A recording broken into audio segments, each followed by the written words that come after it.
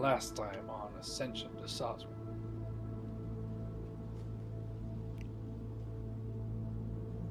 All right, so we are gathered here today to take a look at a wonderful session of Ascension da Sazarin.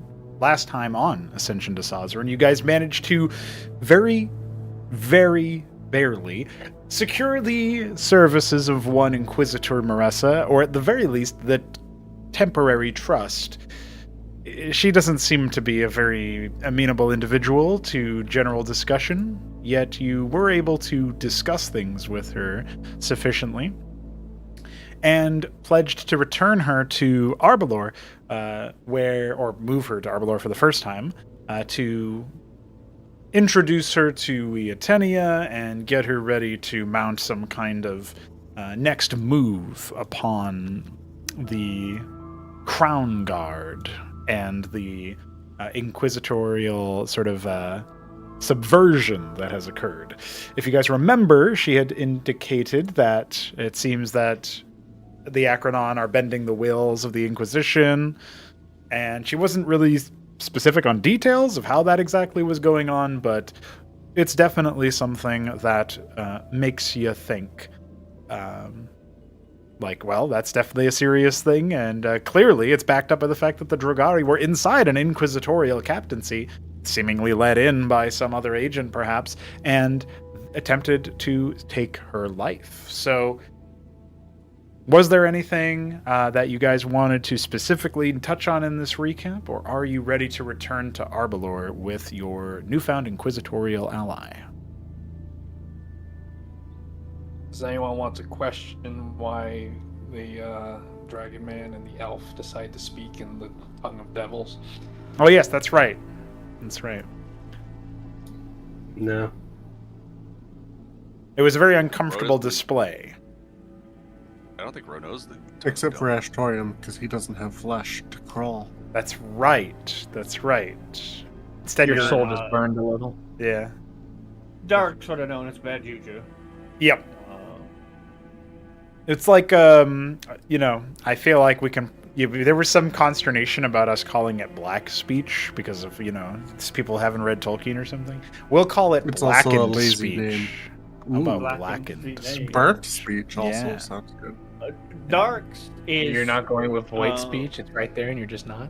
I will not void. I will not. You will not void.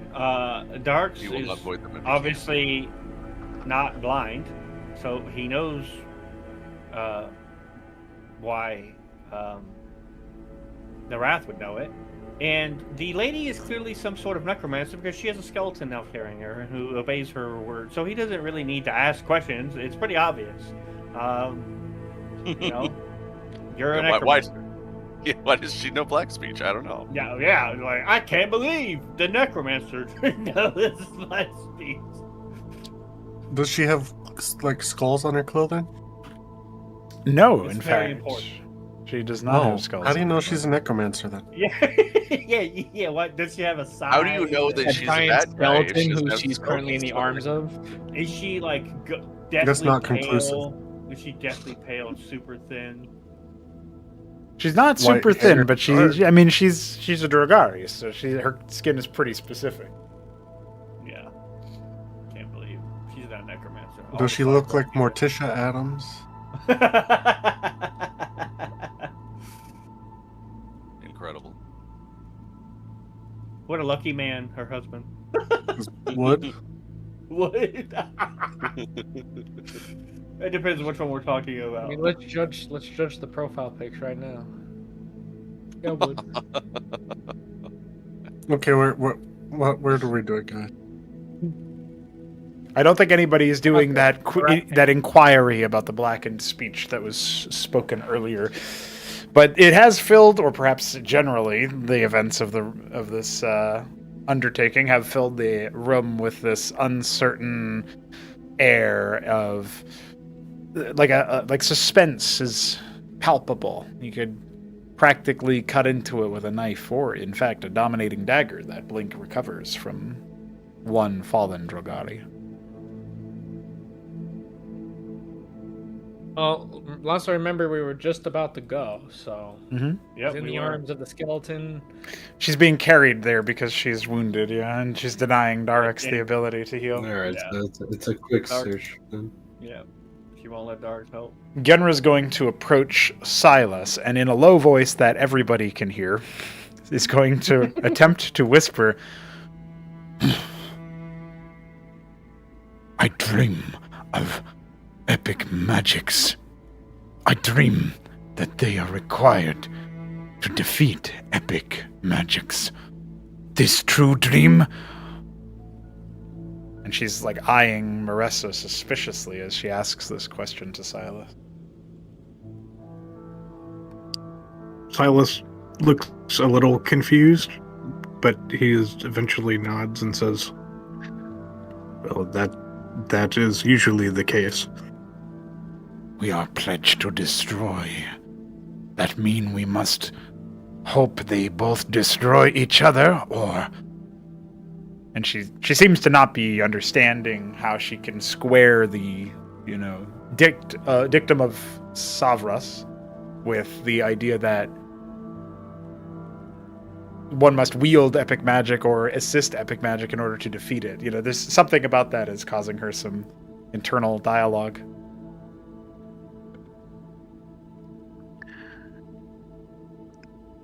There is a spectrum upon which the magic exists. In some cases, the magic is used for dark deeds. In other cases, the magic is a counterbalance for that which must be prevented.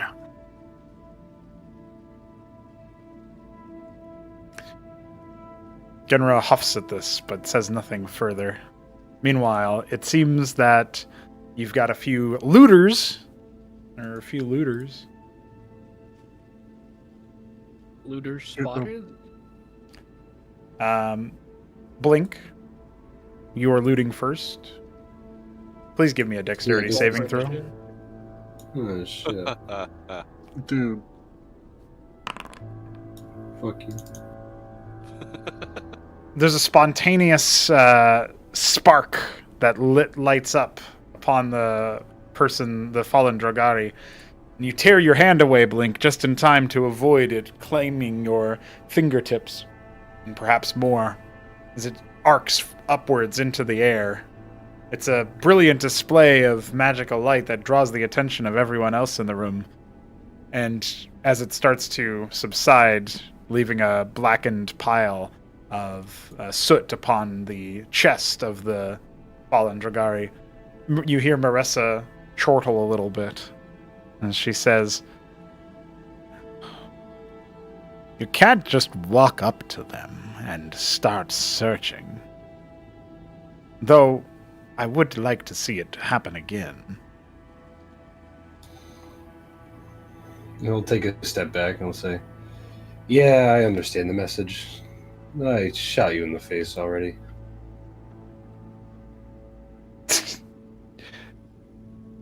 All right, so Narath is attempting to bypass the enchantment. Well, you know what that means, Narath is boys. too cool. He's gonna He said intimidate the identify magic. it first, see if he can figure out what it is, and then figure out a way to bypass it. So he's not fiddling with it to trigger it yet. All right, how about an Arcana check then, sir?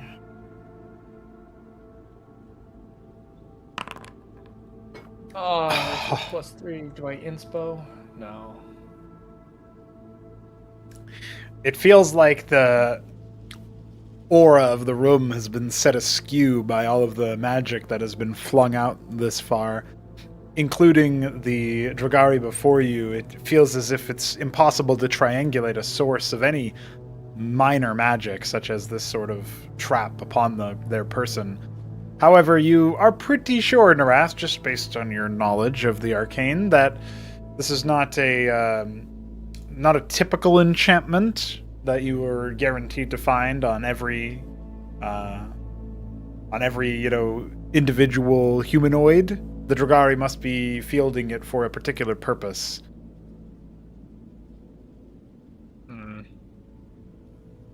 Do I just want to trigger it just so that whatever's on them is denied to the enemy if they come back here? That's the real question. You ask Blink to deliberately dex saving throw. Like, yo, bro, come here. Trigger it intentionally, but don't get hurt.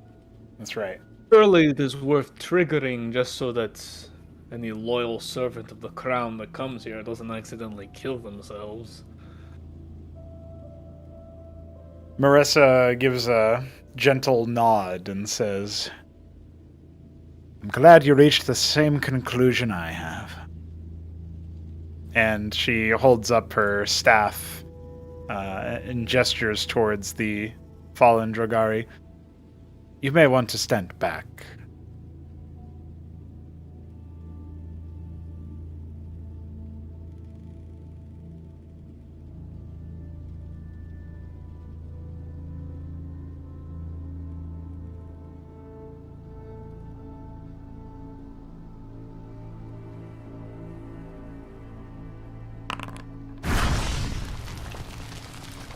Flames leap from her staff and begin to liquefy the form.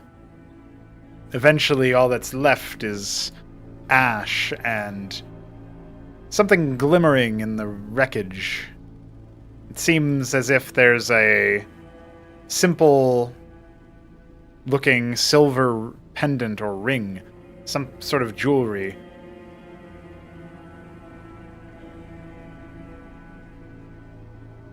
Arath will head towards the ring and try to determine whether or not it's enchanted too. The skeleton lumbers closer as Marissa looks over it and nods towards you, indicating that it may in fact be safe.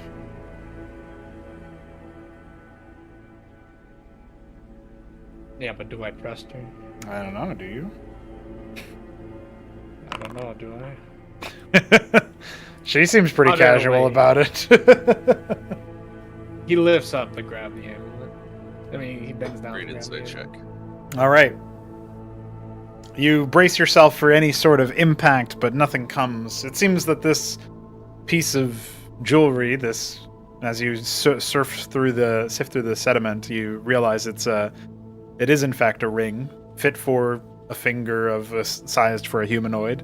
Nothing about it seems particularly special, except for the fact that it survived whatever magics Marissa just deployed, and she indicated for you to pick it up as well. And now you're cursed. No, I'm just joking. Got him. When we return to Arbelor, I shall identify this. Quite, says Marissa. It is time we get going now, yes?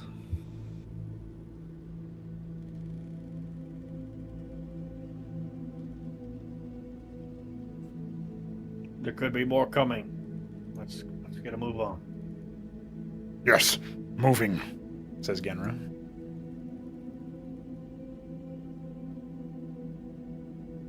Does Blink want to take fruit?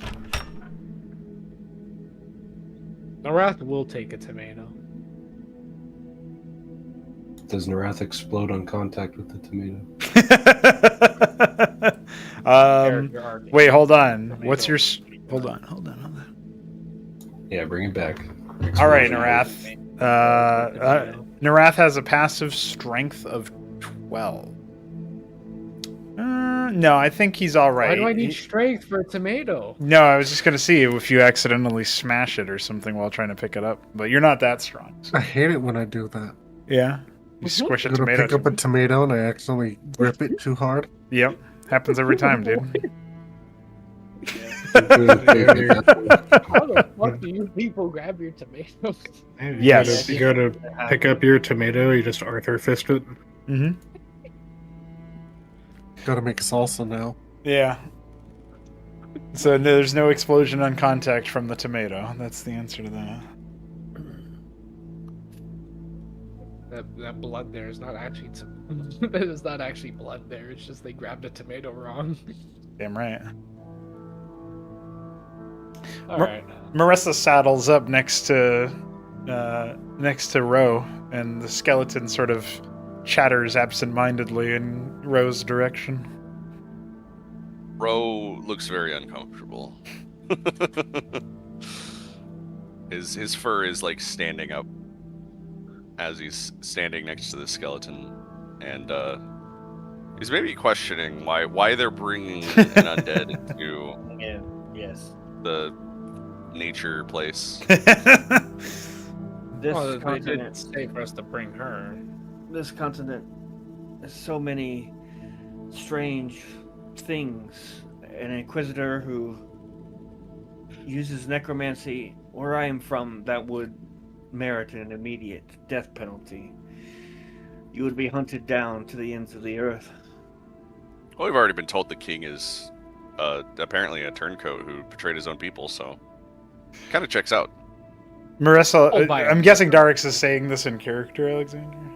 Yes, he is. Okay. Marissa will look towards you with a smirk. Not quite pompous, but not that far away from it, perhaps. And she says, "What if I told you this skeleton once took up arms against the crown, and now is forced to serve it as penance?" That does not justify your sin. He says, straightly, blankly at her. She shrugs. "It also isn't true. I was just testing you." He raises a big scaly eyebrow at that. Why? He says. She lets out a slight groan as she stretches out her injury. "Mild amusement." I can heal that. That shuts her up.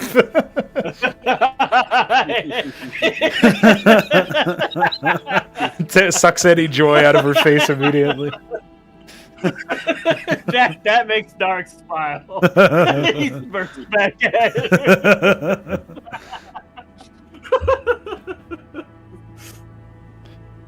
Genra looks over the group. "We ready to go?"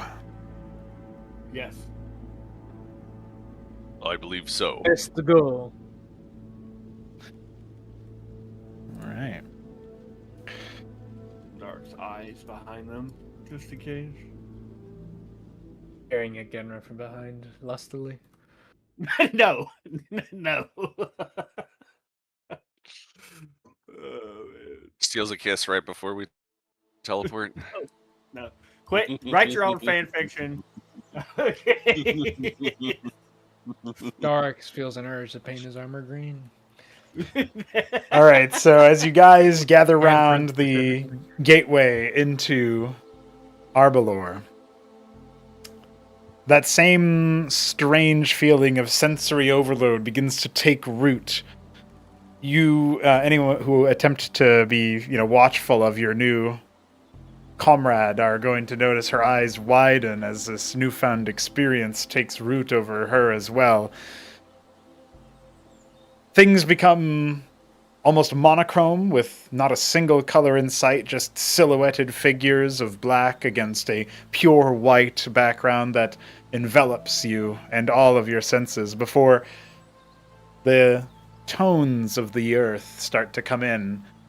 You take notice of beautiful colors beginning to fill your senses and wonderful scents of flowers flooding your nostrils. It's a deep, rich lavender and lilac mix with just a hint of sweetness, perhaps honey, as if it permeates the entire realm, rather than being sourced from any one direction. And the air is a refreshing cool while also keeping you warm at the same time. You may all take benefits of a long rest as you re-enter Arbalor. As we enter through the gate, the tension in Arath's face leaves, and he says, in a even tone, more matter of a fact than anything cruel, he says to Marissa, "Enjoy it while you can, elf. It is better than the likes of us deserve." And I'll take a bite of that tomato, savoring the flavor.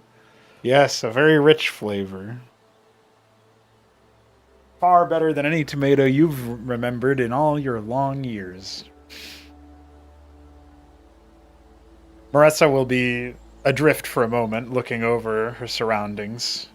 And as you all sort of take stock of where you are, you find yourself exactly where you wandered out of Arbalor with the intent of bringing Marissa back.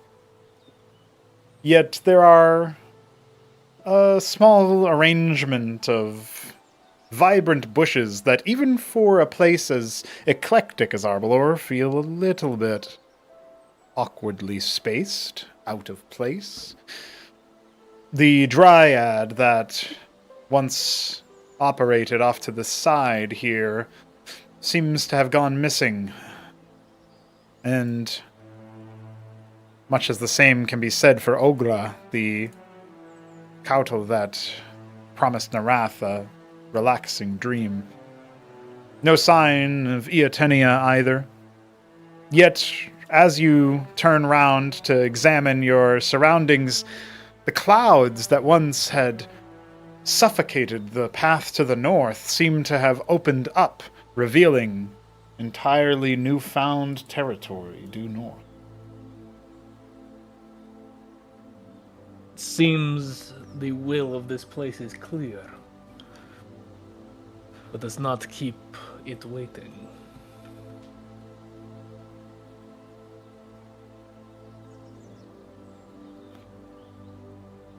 There's the bottle. As you all start to maneuver around, a strange sight in the nearest bush to you, Silas, will catch your attention. You swear you feel like it's looking at you.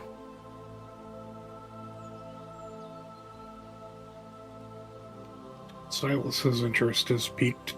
He looks back at the bush.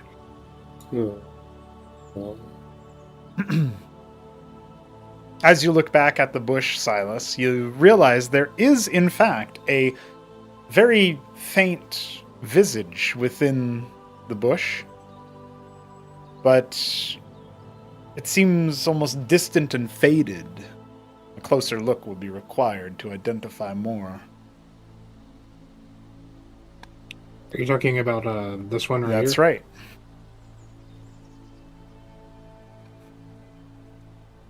Silas will investigate the bush. Like moving your hands through it and that kind of thing to try to get a look at it, or are you just looking Yeah, at like it from afar?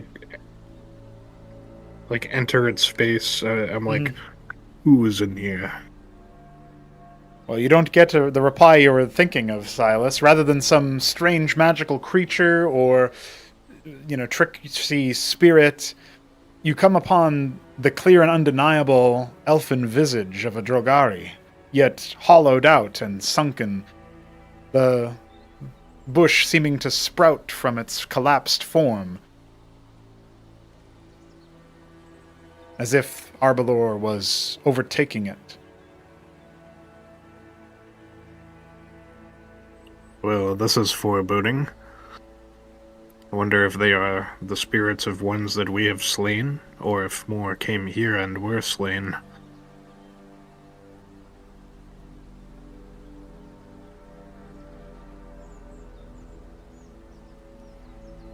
You said that out loud next to Darax and Blink, or?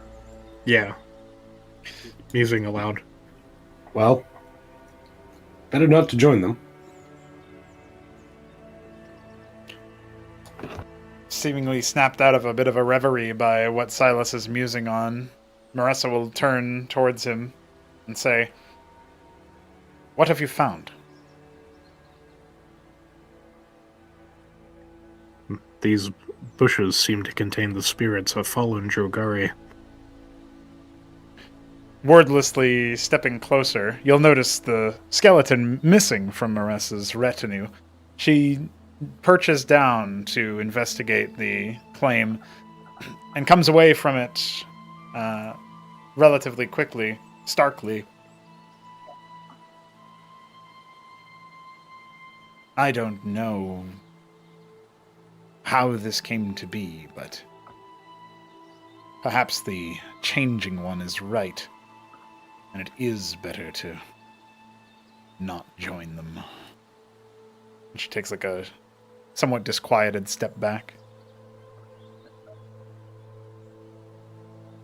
Probably what happens to people who try to enter who aren't supposed to be here. Well, there are more pressing matters to attend to. I'm sure Iatenia can explain. Trying to remember if you guys ever said Iatenia's name in your discussion with Marissa, but assuming not, because I can't recall that. Marissa will be looking think we towards Silas curiously and repeat the name aloud. Iatenia. How is... I'm sorry. my bad. Go ahead. How is Marissa looking, since she doesn't have a skeleton carrying her around now? No, she does not, but it seems she too benefited from whatever magics took over the wounds and resources of the party. And she does not appear to be showing any sign of wounds or damage. Good.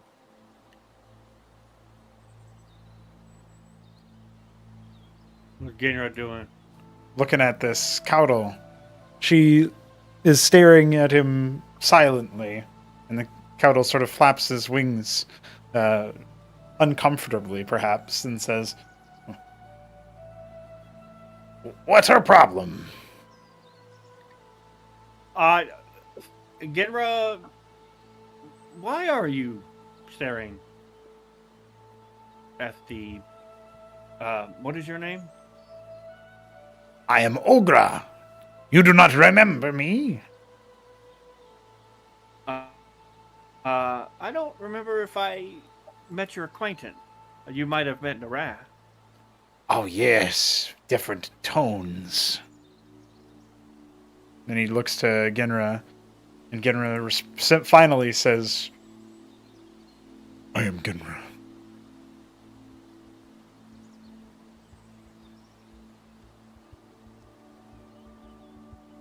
It seems the Caudal does not know how to respond to this. Yes. Ginra, dear friend, it is generally considered quite, how should I say,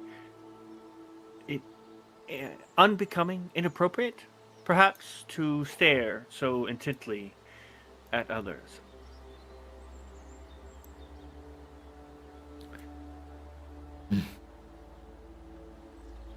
Is it those things to stare at food? And Ogra looks very concerned. I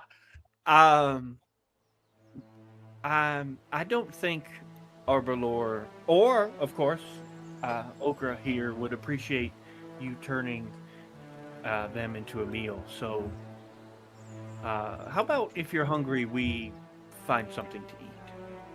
Something not ogre.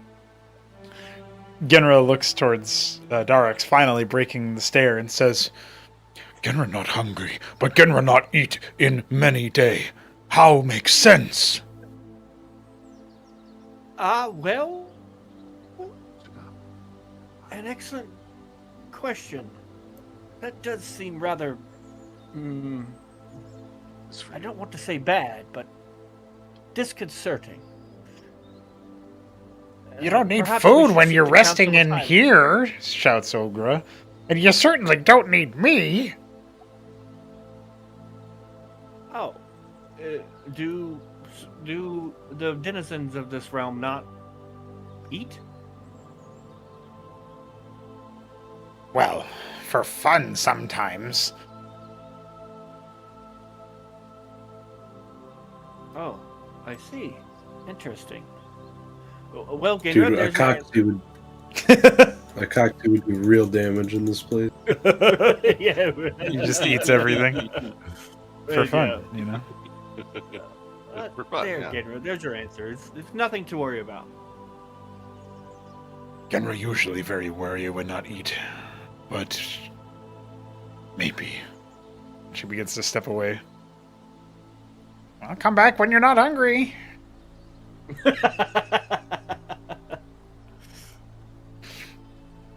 Where is our hostess. As you further approach the sort of fork in the road here, a man hovers with great, brilliant wings that would be fit for a butterfly, or perhaps some other sort of insect, yet are much larger than any of that, able to keep him up above the ground in seeming perpetuity. They flap with and disturb the air slightly, but he seems to think nothing of it, as if it's hardly any sort of exercise. As you start to approach, he says, "Oh, you're looking for the big one. He went that way," and gestures to the southeast. Well, that's good, but no. We were looking for Lady Mistress. Pardon me, I don't know her title. Iatenia? "Oh, yeah. You'll have to go through the thin one right there." And he gestures beyond him, beyond Ashtorium even, to the west. Thank you, sir. Fellow. Kin. Did you just assume something you shouldn't have? Darks doesn't know. Everyone says the different titles here. It's very confusing, so he just says everything. Yeah, that's good. You can't offend everybody. Zim. Yeah. That's why he said about the ogre, them instead of him or her. He's like, I don't know. It would be rude. Great, we got woke. No, Darks just can't tell the gender. Darks doesn't know anyone's pronouns. Yeah. He's a chud. Darks is a chud. Checks out. I think it's That's such a funny. It's more like Darks is like, you're weird aliens, so I don't want to assume Yes. shit about you. Yeah, I don't know any of y'all. Yeah. What even are y'all? I don't know. Bro, what have you You're been a up to dragon, down but all the way not- down here anyway? Yeah. Ro, I think he probably caught onto the scent of this A blink dog. this dog. Woof. Blink.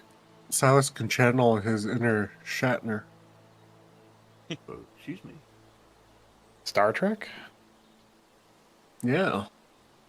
We're going to strange new worlds Oh, I get it. that no one's ever seen before. Oh, and it makes sense. Darks gets the green alien. Ah. She's not hot though. The blink dog slowly rises very lazily from his slumber or rest or whatever he was doing, and then just saunters politely towards Ro and almost gives him sort of like a canine version of a nod. His long ears gently flicking every now and then in the wind. I did not mean to disturb you. It has been a long time since I have, well, really been allowed to be around beasts. The canine lets up a really loud, yawn, which is exactly like what dogs like to do after they stand up from a rest. And as he yawns, you hear, plain as day, an absolute common, "Why haven't you been around beasts? What could have stopped you?" It was my quest. Also, were you always able to speak? That's offensive. The canine starts to... They didn't do it before. Yeah, the canine starts to stretch real forward as if it's kind of crouching down. But it maintains eye contact, and it seems doing this activity too allows it to speak to you directly and say, "I don't think you could hear me. when you weren't in Arbalor. Oh, I see. Well, that actually makes sense. The canine shakes as if it was just a little bit wet, and in doing so says, "Speaking is rather difficult, however." I can imagine when it doesn't seem like your form is optimized for it. With a sneeze, the canine mentions, "You're right."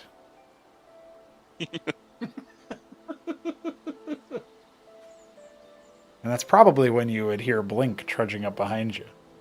Unless he's being stealthy. No, Were you sneaking up on me? no. No. Do I hear the Just coming. command talk? You only hear Ro talking, but the dog is not talking to you somehow. Oh, hi, Blink. I'm merely conversing with the dog. Like, do you have a name? The dog is talking back? There's Yes. another I'm really here. exaggerated yawn, and Ro and Blink will both hear. Why did you say hi to me but talk to him? What? He said hi, Blink. That's me. Have the same No, name? but that's me. Oh, I'm you? He's Blink. That's what he is. Looking old from the I just Looking destroyed him from- in real life. looking from Blink to Ro. Blink will say, "You know, if I had a piece of gold for every time I met a talking dog, I'd have 2 gold. Which isn't a lot, but it's kind of weird." I'm just happy that I get to have 2 Blinks. Oh shit, if I had a You know, gold if you had a for- piece of gold for every time you met a Blink, you would have 2 gold. Which still isn't a lot, but it's kind of weird. It's kind of weird. Isn't that right, Blink? We should go into business. I think This that's a dog great is very idea. smart. I would love to Dog shop is at a place scary. named Blink and Blink. Blink. What would we sell? Ro. What? God. Got him. That's Got not him. very cool, Blink. What do you mean? You never had fish eggs? Ah, yeah, this dog is a funny one. I understand. I don't know what those are. Ro It's also fish eggs. doesn't know what They're fish eggs. This dog's talents are wasted. This dog is great. This is becoming the party. I'm vegan. Absolutely amazing. I love this. This is my new favorite character. Coming through a door on the other side, another fey creature with great butterfly wings flutters forth. Oh, you're the ones who are making all the ruckus. I was drawn by the smell of this fine dog. Blink, I believe is his name. Oh, that's my name. Yes, you are also Blink. We've already established this. Well, don't talk to the other ones, then you won't like their names. Blake. They're all Blake. Are their they names all also Blink? Blink? With a sigh, the man just sort of gestures up towards the north. I am in charge of this door. Oh. And then he looks a little bit shocked, and he motions towards the door, which promptly shuts behind him. And you may only enter if I deem it so. And right now, well, go talk to the other door masters. Well, I what's behind the door? You may not know unless you are granted access.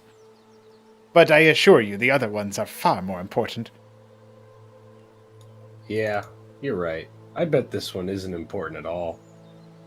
I don't know why anyone would even want to go in it. I wasn't interested. I simply want to see the dog. Oh, so neither of you came here for the door? Mm, I mean, no, I not was going to speak with really. the dog and then go back. You just said it yourself. It's not that important.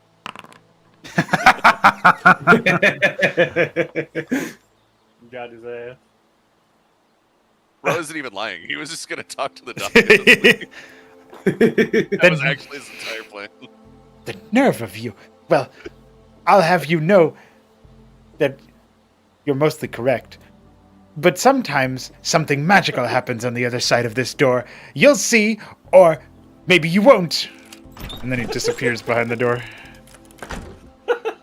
Doesn't something magical happen everywhere in this realm? I thought that was like. That's what I'm saying. I mean, it has talking beasts. What's not magical about that? He says the talking beast. Does that mean you're magical? Yeah, I'm a magical beast too, man. No one's We're talking. if you think about it, we're all the Starfathers. Magical Bro's beasts. gonna turn to Blink and say with a straight face, I'm not a beast. What do you mean? I mean, like, you know, like the complimentary version of beast. Like, whoa, No, you're a I- beast, no. man. It's a totally different thing. We're not beast men. Ascension is so No, we're not great. Beast I love it. Man. Oh man, I love it. Blink, help a Blink out here. Is he a beast? Oh. I could see it.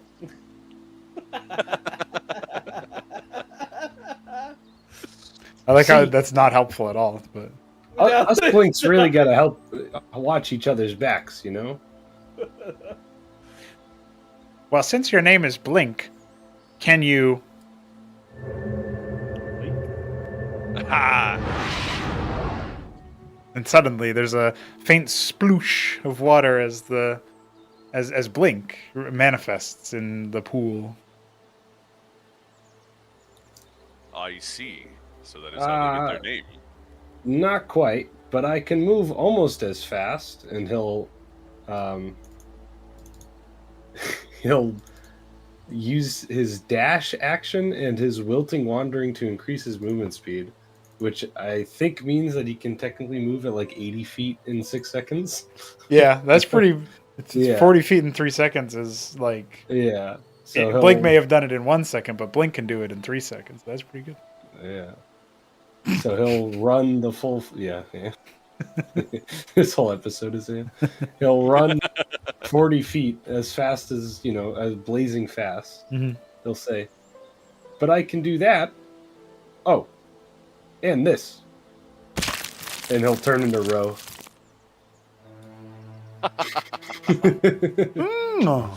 Wow.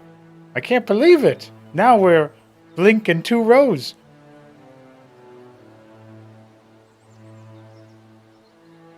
If you blink, you might have missed it.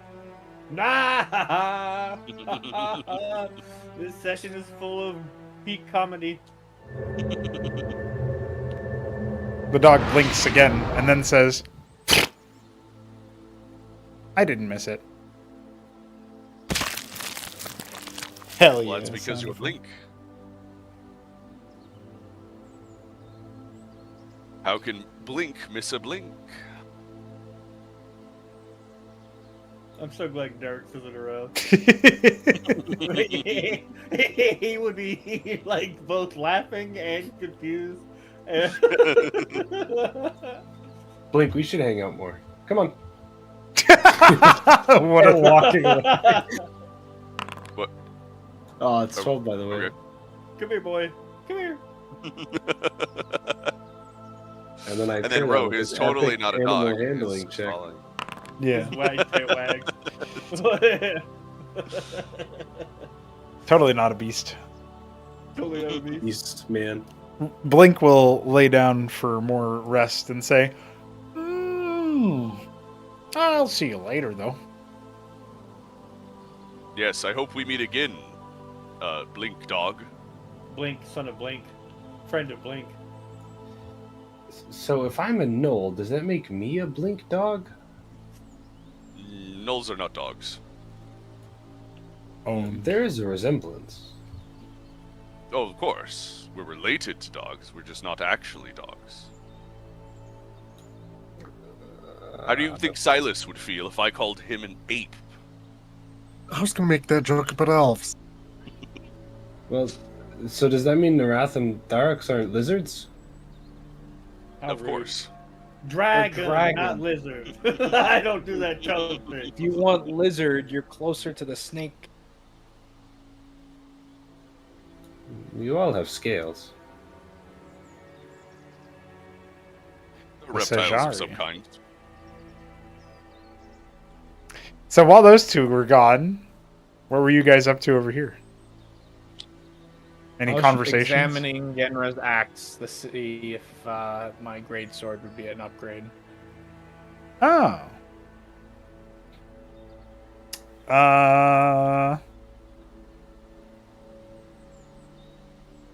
It would be an upgrade, but also Genra seems to be the type who just grabs extra weapons and stows them. She's got like a random short sword here and a random dagger there and a random hand axe here and another hand axe there.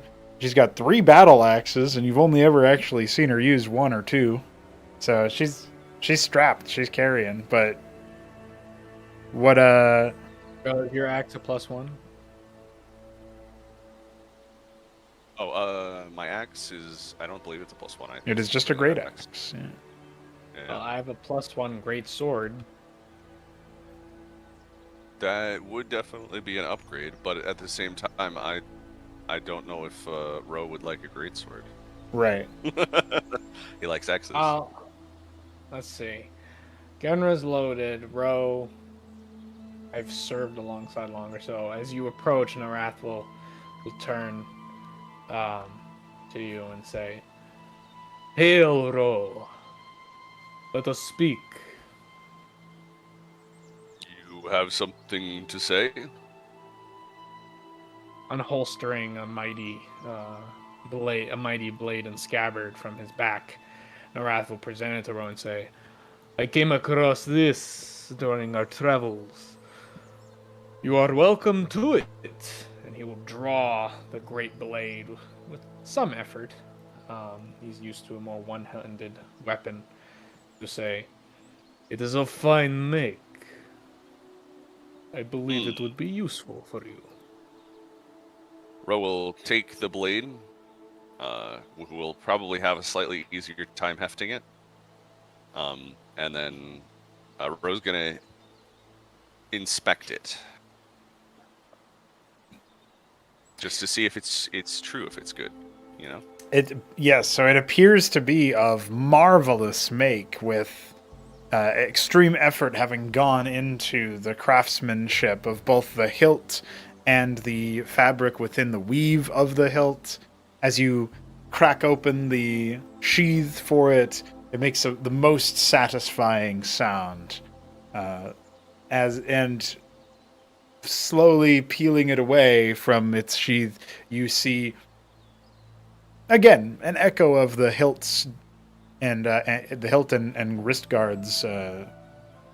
Fine, pristine craftsmanship. This was done by a careful hand, a precise one, and you reckon with more than just a little bit of magic. So see Ro really inspecting the blade, kind of maybe not waving it around, but like moving it around to see the weight distribution, the balance of the blade. And then he's gonna say, "Well, as far as blades go, or swords, I mean, this is probably one of the few swords I would be willing to use. Most are too small for someone of my size."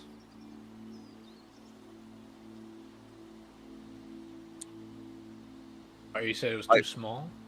No. I said most swords are too small, but this one is a fine size for Ro. Gotcha. I appreciate this gift, Narath, and while I loathe to not use my great axe, this weapon may serve me better in the coming fights, and we'll need every advantage we can possibly get. That we will, Arath says, with some grimness. Now, Balathal, I was thinking that since this is a great sword and not a great axe, and you're all about your axe, which I respect, this great sword could be your, like, backup weapon, or something like you... I feel like you could stake somebody with it almost, and then, like, leave it there and then grab your axe or something. I don't know, I'm just throwing cinematic ideas out there. Some ideas on how I could utilize the fact that I have now 2 giant weapons. Do a With Final which to dismember Fantasy people. combo in the air with multiple. I think it's Omni Slash. No. What does he need I to would do? probably need more or- weapons for that. When You can he dual do wield? Titan's Grip, and you can dual wield 200 weapons. Does Titan's Grip even exist in 5th edition? There's No, it's a something Warcraft different. reference. There's something different, which is if you are an arm of Agatok, the one of the orcs like racial features. There's a ridiculous one that's Doesn't he have the null version of that? he's got Butcher's Brutality, which does increase strength, but it doesn't do that. The Might of Agatok gives you strength +1. You can wield 2-handed weapons in one hand without any penalty. It does not apply when dual wielding unless you also have the dual wielder feature. So, like, in theory, you could use it for, like, a great sword and a shield. But if you also spec into dual wielder, you could be dual wielding, you know, great axes or great swords, which would be pretty scary to run up against. There's also some details about grappling in there as well, but Yeah, Titan's Grip exists in 3rd edition. I'm pretty sure that's where where Warcraft gets it from. Oh, Yeah. can I show Sorry, this what did in you say, chat? bro?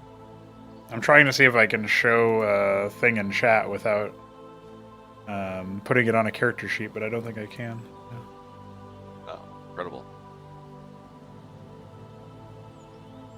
Oh, it's Now, would Narath know about the ethics of a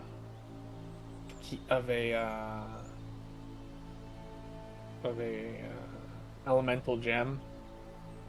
Like, is the spirit displeased with being in those types of gems? Is a air elemental actually something that's even worth considering the comfortability of? Well, you have seen those air elementals in other parts of Arbalor, these like wind elementals that ferried you guys across different parts of the water and all that stuff. So you know that they are capable of some action, and it seems like some recognition or sentience. Okay. And they seem to be in line with the nature of this place. Yeah, well, this is the only place you yourself have likely encountered them, with the exception of, like, wizards who are summoning them or something. Perhaps from this very plane. Alright. Then reaching into his pack, Narath will withdraw a brilliant blue gem, and he'll say, "We will need every advantage, but I am of 2 minds with this one. I know what it is like to be prisoner, to be made to do what is perhaps not your desire to do. I do not wish to inflict such a thing upon a spirit of this place if I have a choice. But, and he holds up the gem for Ro to inspect. It is still a great boon that I would not wish to rob of our party. Perhaps you have words to. Perhaps you would have an opinion on this. So, Something to sway my mind. this is a gem that has a spirit from the Arbor in it? It's an air elemental. Oh, it's an air Oh, element. Okay. This is like a spirit of nature trapped within this gem. I think it would prefer to be freed. It is a curious quandary whether we should use its power or allow it to return to the place it came from. Let it free. Let it make the decision of what it wishes to do. Are you able to do that, Narath? Can you converse with the spirit? Can I converse with him?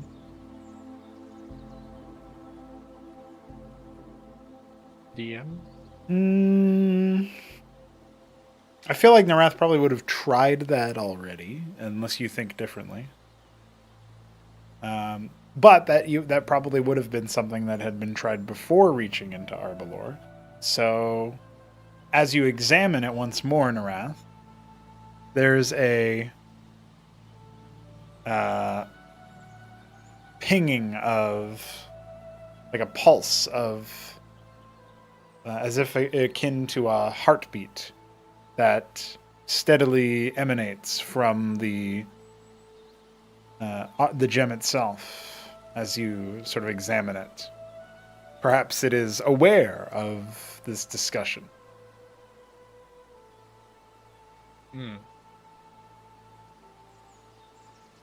Well, Narath will hold the gem. So it's pulsed in response to us, right? Seems like it. It wasn't doing that He will before. say, Spirit, if you are awakened there, and if you wish to be free, pulse twice in my palm.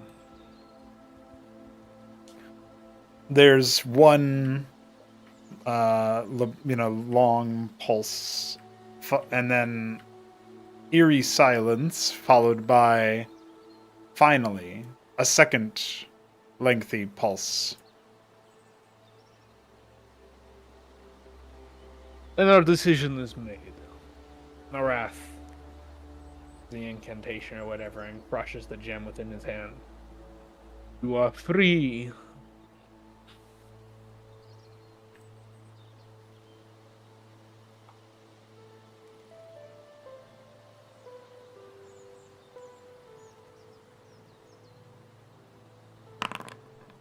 And I would have asked it, but hey. What? I would have asked it if it would be okay with remaining in the gem for us to utilize, and then once our battle was over, release it. But that's fine. I just asked if he wanted to be free. Oh. It's in Narath's character to Yeah, no, to that's not fine. push it in that regard Mm-hmm. when it comes to such things. Surprised you didn't try to intimidate him. An air there we go, elemental there's manifests before you all. You hear an audible "oh" from the Fae behind you as it springs forth from the crystal, and this wind that occasionally shapes to a face and then to a form and then to just a cloud that pulses eerily and unnaturally. It begins to sweep up the shards of gem that have been crushed in Narath's grip. and seems to scatter them about its winds in this brilliant yet formless display. The elemental then seems to almost begin to reassemble parts of the crystal, and as it does this, it begins to drift further and further away from the party, eventually disappearing from view with those shiny crystals in tow.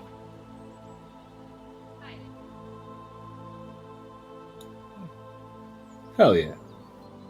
A majestic spirit. I'm sure it feels great gratitude towards you, Narath. You've done a good thing this day. Yes, well, let us hope that gratitude pays in the blood of our enemies, or that will be one last good deed. I'll make them Narath bleed far thinks more than the spirit would have needed to. It's fine. She says that Narath pats the part of his pack where the blood crystal is, but otherwise says nothing.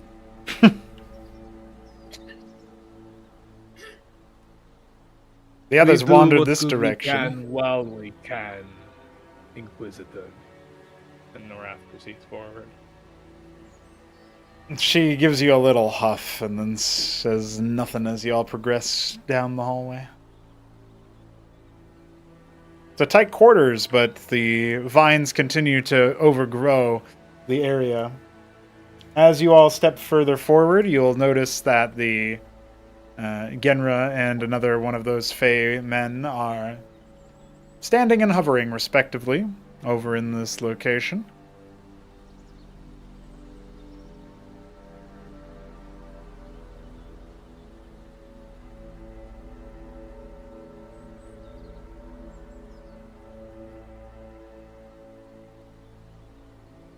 It looks like there is leftover walls, which is always my favorite. Let me get rid of those for you guys. Okay. What, you don't like invisible walls? Yeah, not particularly. BDB tile. BDB tile in... I almost said IRL, because this is IRL, right, guys? That's right. I'm actually a 7-foot-tall dog man in real life. I am also a 7 So you are a dog. in real life. Please don't make me a depressed dragon in real life. On the internet, nobody knows you're a depressed dragon. Shambler's a depressed dragon IRL. That explains a lot. The Shambler's actually Jason IRL. Oh, yeah. Nah, he's not drunk enough to be Jason. Oh, yeah. Well, our sessions are like the 3 hours of Jason's life that he's never drunk. And like the time we don't talk to Shambler is the rest of the time he's actually drunk. Oh, yeah. Because I think like the very moment the stream ends, he just starts guzzling a bottle of whiskey. Yeah. Yeah, guys, you haven't heard the rants that came off, off stream, after the bottle of Jack Daniels. Oh, Are yeah. they any different than your sober one? Just keep him away from access. It's just more animated, that's all. No, don't say he's more anime. Keep him away from the laugh factor. He's more anime. I'm really glad that this session like started with Shambler being like, "Are you guys ready to speedrun this?" And it's just memes. Hey, I haven't been delaying it, right? It's just... Yeah, I'm proud of you. You didn't intimidate the gym. Yeah, that's really good. I'll intimidate you. Actually. Wouldn't be the first time. Nice 11. Won't be the last. All right, so as you guys are making your approach here, right? You'll see Iatenia standing over a large tree, sort of tree log table. There's a variety of beverages that have been laid out in front, all fragrant in the best possible way. And a cursory inspection indicates that it seems Ietenia is very focused on her work. There's a bunch of different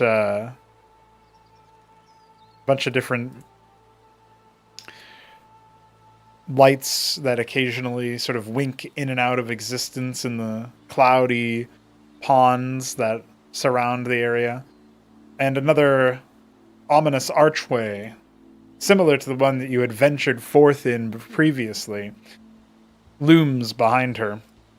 Many of the positions with regards to these little tree outcroppings seem to have been carefully curated, as if there's a deliberate design behind them. You see plenty of opportunity to take cover behind things like the trees and the vines, and more isolated areas where one might scarper off to the island to assail enemies from afar. This is the beginnings of a defensive fortification, it would seem. And as you get closer to Ietenia, you will notice that she does have a few slight nicks and injuries. She seems initially to be speaking to Darix, who had previously approached her, and as she looks over you, Darix, a slightly more tired than usual, but still very pleasant smile creeps up on her face, and she says, "I see, you have returned." And she looks over the rest of the party, beckoning you all forth, waving you in.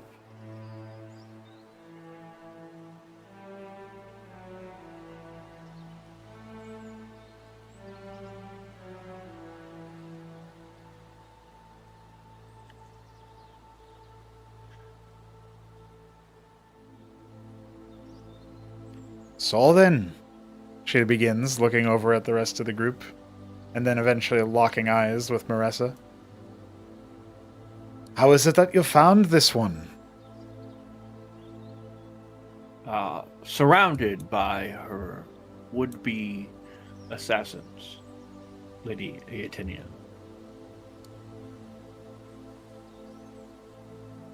Didn't happen to be Dragarian, would they have been? They were.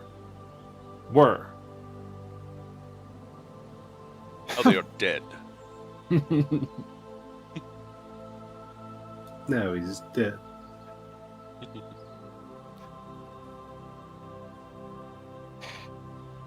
She looks over to Ro and Darix briefly, and then returns her gaze to Maressa. "Weren't the only ones now?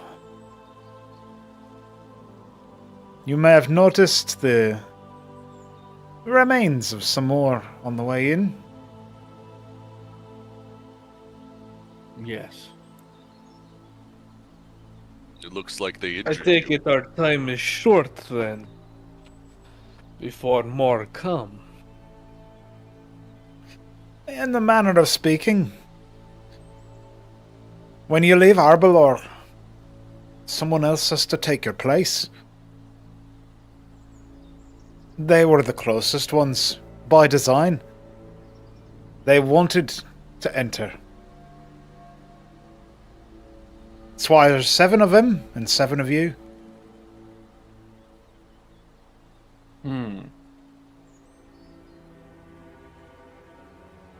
See. That means that we ought to not leave and come back repeatedly.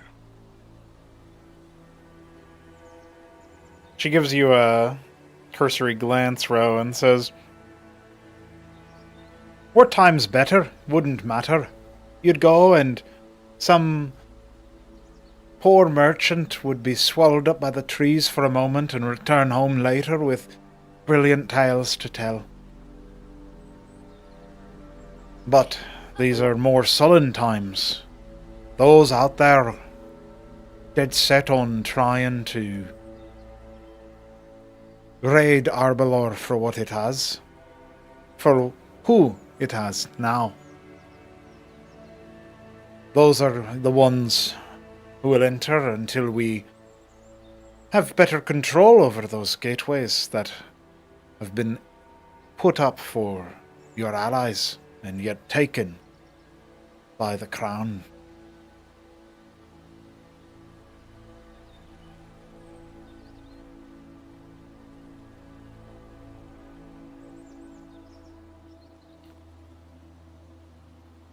Do you need us to help defend? Aye. That's what this is all about. And she gestures about herself, kind of like she's doing in her picture.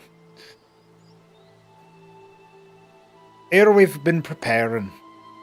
We know exactly what's to come. You'll all leave. They'll all come. And then more bushes for Arbalor. We won't be caught slipping, as we had a little bit of a surprise when they turned up.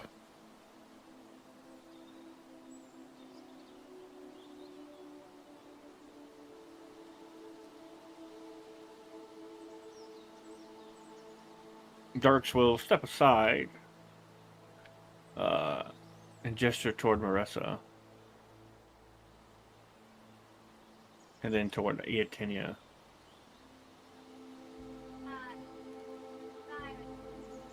Somewhat reluctantly, Marissa will take steps to replace where Darix was.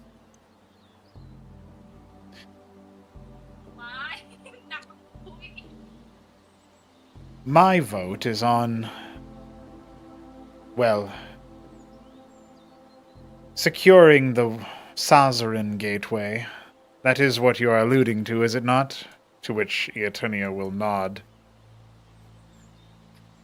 We were made aware of it shortly before this betrayal that I am currently experiencing. It wasn't the quietest work of this realm, that's for certain. Her gaze starts to absentmindedly wander for a moment, looking over the area. Right in the middle of a theater.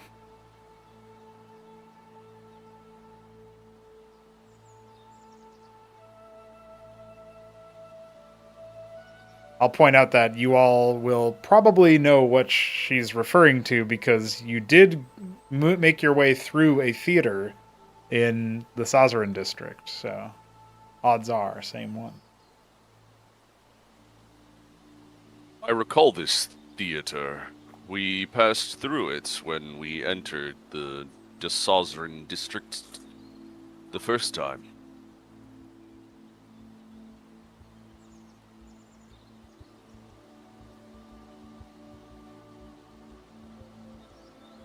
Genra looks somewhat excited.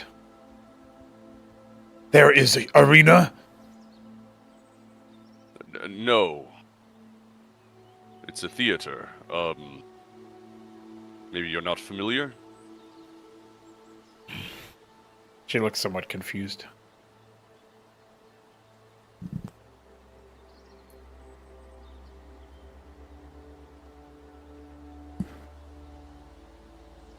Guys, I don't really know what a theater is either. Please explain it to her. A theater, Lady Genra, is a place where individuals gather together and they act. They act out a story. Sometimes, many times, the story is violent. Think of heroic ancestors and their legends. You have oral storytellers. They speak stories spoken. Yes. My like people that. always. Go ahead. It's like that. You speak the story, but then you also perform it too. Although no actual killing is involved, no one truly dies. Yes, they lie about being greater men than they are. The actors, that is. They pretend. It's not truly deception. They are not lying.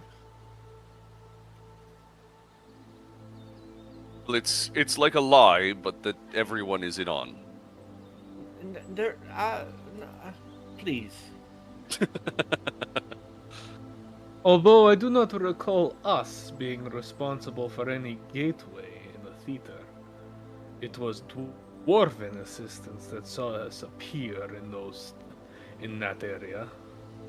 Unless there Well, are even some that other wouldn't- events we are not privy to. It's likely a part of the theater we never saw. There's a little smirk on Iatenia's face as she seems to be sort of like she takes a very deep breath through her nose and her eyes shut for a moment. Then, her face returning to the present, she says, "Well now. Yes, indeed. Arbalor decided to manifest in a very direct way. Not every time you'll see something like that. Wasn't your dwarven portal you're talking about? We're referencing the gateway to Arbalor, which so happens to have come into being on the center stage of this theater." By the way, Genra looks very upset at this idea of lying about your achievements and all that. Just so you guys know. Yeah, Dark sees her face and he resolves to explain it better so that she doesn't look so upset.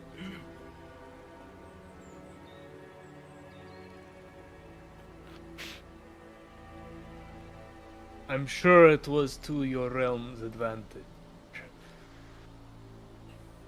What will be our task going forward? Clearing the Sazarin Gate? I take it the elves have somehow blocked the passage? Marissa looks a little bit uncomfortable as she shifts her weight to where she's standing. What I last heard was that we were moving on the location to secure it and add some safety to the operation. Calm the citizens down so that they did not concern themselves so much with such an obvious intrusion from another realm. But... And she looks around the party seriously with a grave expression upon her face and says, "I feel that those who are responding to this signal are not all aligned with the crown. Not truly."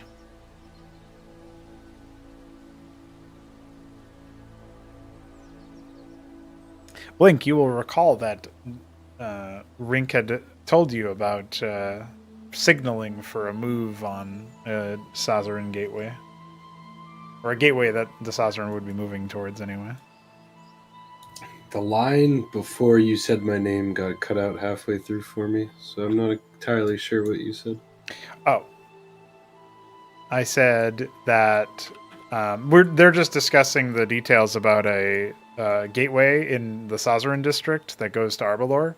And what Marissa had just said was that the response that had been organized to march towards the Sazarin district and secure the gateway and help put the citizens to some form of rest is likely not like legit response. It's like the turncoats, or rather the Drugari influence, something of that sort. Okay, and that ties into Rink saying Yeah. they can signal for assistance when they need it or whatever. Yeah, he basically was like, "Yeah, you'll know," which is vague, but maybe helpful. So that could be the signal. Hmm. But I don't know if that's worth mentioning to them. Oh. If our task is clear, How does she figure into it? Norath motions to Marissa.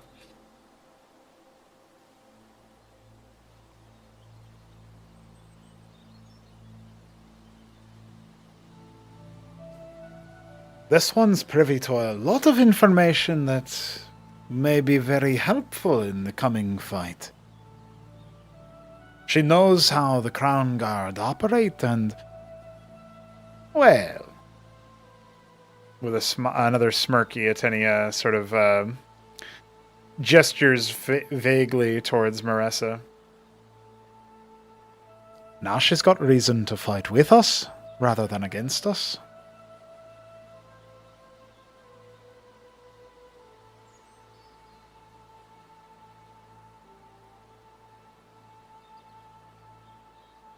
Does it look like Marissa agrees with what was just said?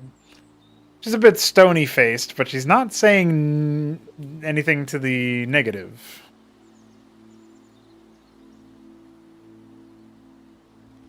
Alright.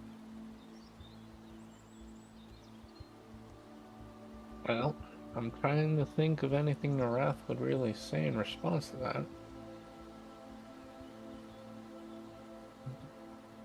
Anyone else want to take the lead here?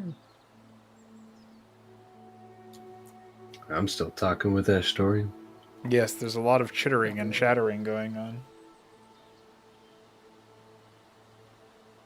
Did they share like our grand strategy yet? Like, is it just open up gateways for Arbor, or?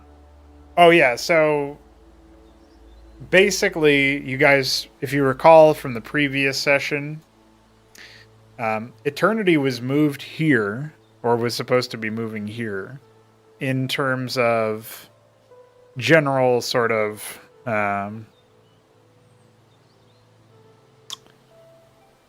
like, as far as the like overall plan, Eternity's to move here for the curse to be removed, but doing so will jeopardize Arbor, and so now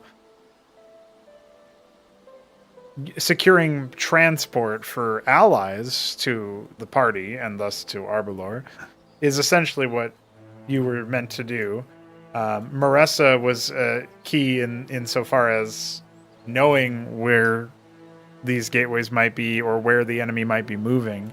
But also, that was something that you guys found out about because you didn't know what she was all about. You just knew she was fighting against Acronon and a significant ally, and that's why you were sent to go fight her to begin with. So, or find her, excuse me. Okay. So it's like We're just gathering reinforcements to make this place strong enough to house the egg.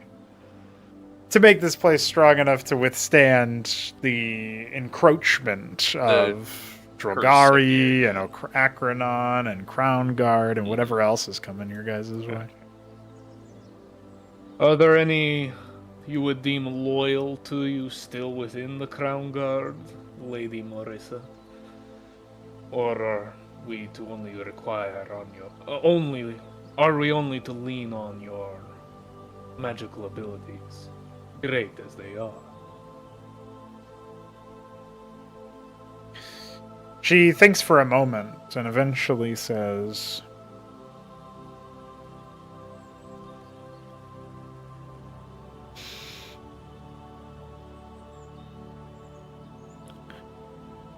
"You remember the large one?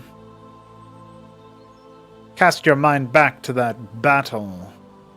You know, the one where he shot me in the mouth," and gestures to Blink for that. "A vast Yes. inquisitor. A Gogrami that goes by the name Ongotok. He will certainly serve us, but there is complication. He was recuperating after his defeat at your hands, and as far as I understand it, he is still in the service of those who have since become obvious pawns in Acronon's game."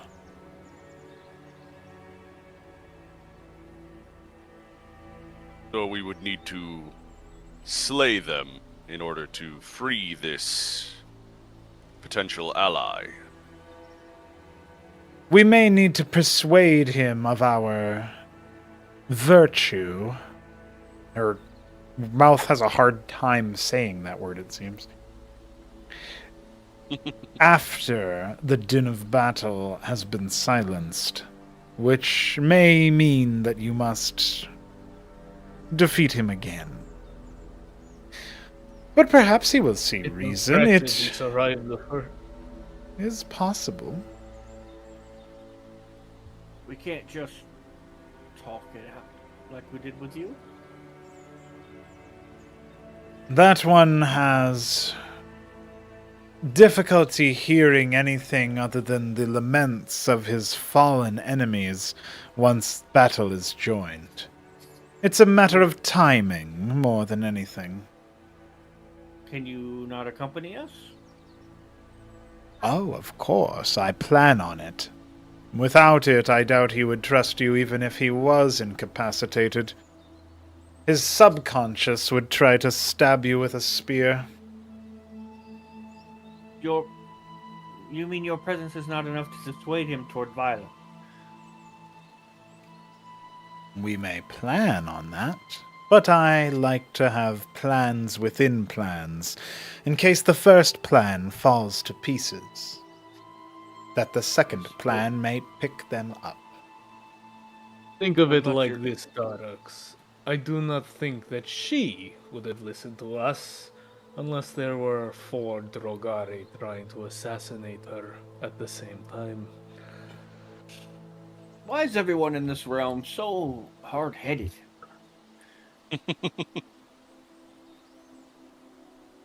I can't give the answer Narath would say. Better to headbutt you with? It Oh, makes them doesn't- more powerful, Darux. Don't you understand? It makes them fools, if you'll pardon my language. Well, powerful fools. This is true. What's that get you? Dead.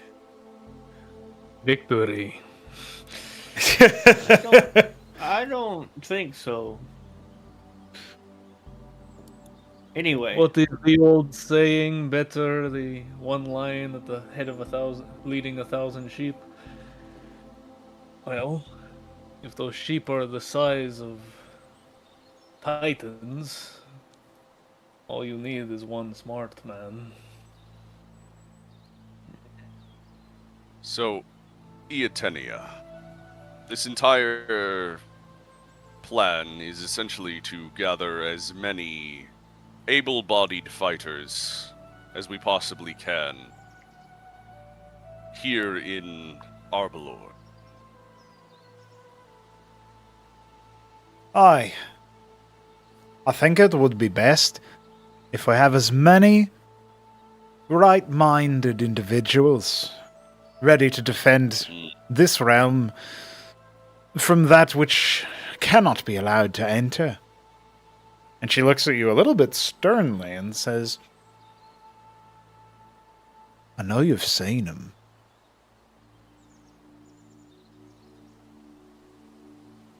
You mean Seen? Acronon? oh, Yes, I saw them. They spoke with me. A terrible presence. And you know what? All he wants is to eat.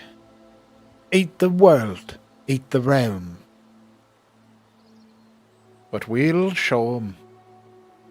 Can't just go around eating entire worlds now.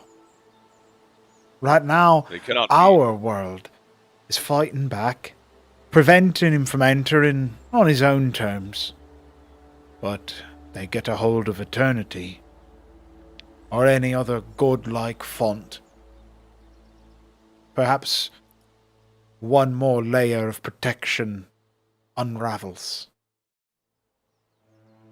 I see. That explains the dream I had.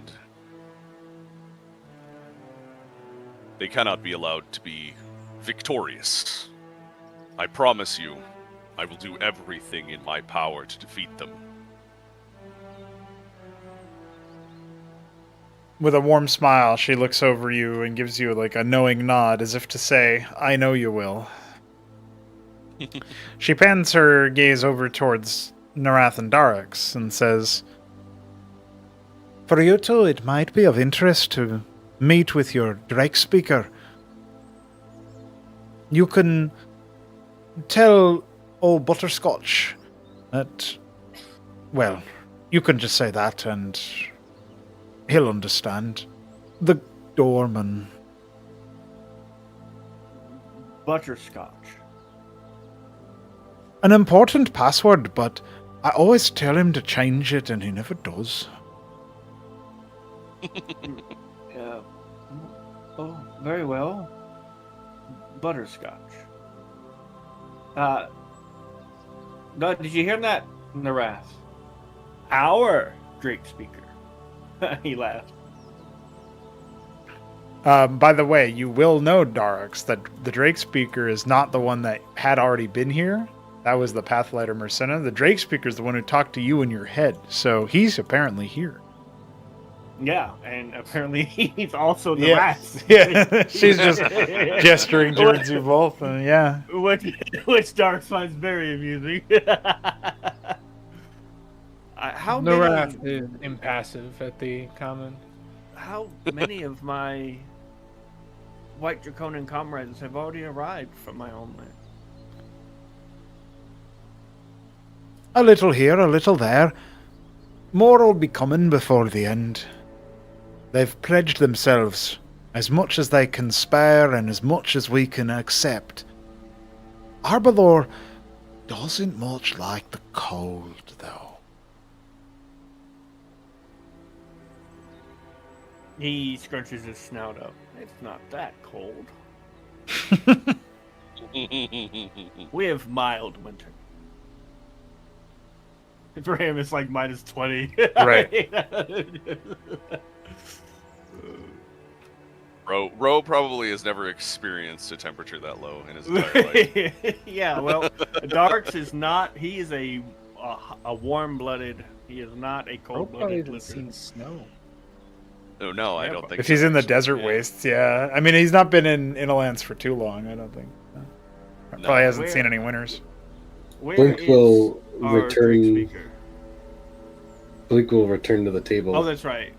And he'll look to the crew, and then he'll look to Yetenia and say, all right, someone catch me up, because last I heard it was Narath talking about lions leading sheep, and I want to make sure I'm the lion. Narath and I will be speaking with our Drake speaker. That's truly Saying it. our. Hey, Darks does not stop. Darks does not stop. You're now an honorary White Draconian. You're a whether White you like it or Draconian not. now. Yep, you're a White Draconian now. You're a better, superior All right. version of who you used to be. Okay. Even if we go with like the White Draconian. Why are you like this? The Just take the wouldn't joke and think move that. on. I know. Just take the joke and move on, man. Yeah, Narath won't move on though. I wonder why. I Like, wonder what if do it's you because the want? person who controls Narath won't move on. Iatenia is going to beckon Genra forward and turn to Silas and say, I know you're very interested in epic magics, the both of you, but I have some planning to do with Genra before you move on to your next flight. If you don't mind, Silas, I'll have her fill you in when you're on your way back from this draconic meeting. Oh, Of course. everyone attend. Also, Well, I was curious if you knew of any openings to Arbalor that just so happened to be near the chapter house of the Order of Savras. Ah. Well, I don't hear them now, but you did say it out loud for Arbalor to hear. So mayhap in a day or so, if we have that much time. Very well. I am not yet adept enough to cast the spell that lets me send messages over planes and great distances, so unfortunately, any aid I can acquire will have to be sent for by letter or in person. You think your chapter house would send reinforcements then? I can't guarantee they would be in great numbers, but I think if they knew the stakes, they would spare what they could. Interesting. Well, Arbelord will see what Arbelord can do, and I will keep you abreast of any developments. Sound like a plan? Sounds good. Genra and Iatenia begin to sort of move towards the central table where Iatenia will gesture with one open palm facing down towards it, and a brilliant, dazzling display of lights will flash over, revealing strange, yawning lights that flicker in and out, but appear to be some strange facsimile of a map. And as Iatenia begins to speak to Genra about this in quiet tones, Maressa will take a step towards the two Draconin and say, I'll need to see this eternity I've heard so much about. Let's see how the Draconin feel about that one. You will see it with us beside you. You will bask in the majesty of dragon flame, yet. She looks expectantly towards the path to the east, where old Butterscotch waits for you.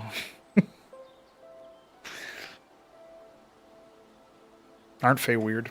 Then Narath turns to the path and motions for her to move, and he will follow.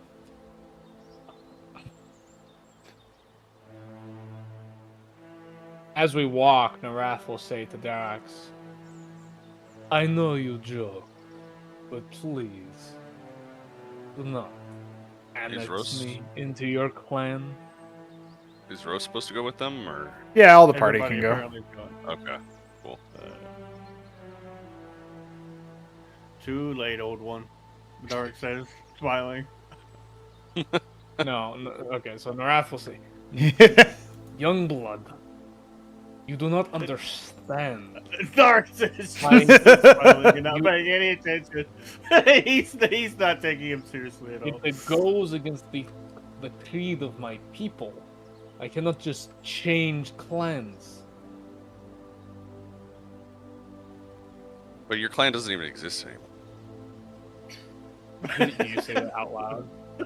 That's why he can't You change actually said clan. that, no. That's why I I can't won't change intimidate you, I clans. promise. I won't intimidate you, I promise. Dark You said it. holds up. You actually say Dark that. holds up a hand. I didn't to say the- that out loud. That was just out of character. Okay. Hail, K9. Lady Ateneo bids me to say butterscotch. Hey, talk to Blink nicer. This is our friend Blink. Hello, boy. Hello, butterscotch. No. What? He is Blink. No, that's Blink. We are never going This to get is- to this fight. Holy shit. We're not in this. No, that's Butterscotch is This back plan up pushes there. everybody through. There are many Blink. I'm Blink. No, there's only one Butterscotch is up there. What are you doing here? Oh, We passed it. I see. Oh, Oh dear. We shall see you again later, Blink. You have a good Hail, in the door. Hail, Narath that's it. winged one. calmly. Lady Ateneo bids me Hail. greet you, butterscotch. I have a question. Yes. If Ro had a pet dog, Could you consider it a subwoofer? Damn. Got him. Got him. But he This- swears he's not a dog. This Fae looks at you, flickers over towards you, and then kind of like hovers a little bit away, and then crosses his arms and says, "Phew, I can't believe another person has set the wrong password. Butterscotch is over there," and angrily gestures towards the first Fae all the way back next door. But oh, Arath will say, butterscotch. Dark just walked right up and said butterscotch loudly. The Fae starts like scrambling. He was maybe like dawdling off for a second. He like puts a hand on his blade, and then he looks around and he's like, "Oh yes, right away, right this way," and booms the door open. Oh goodness. As soon as Dark sees company, he immediately gets all serious and bows low.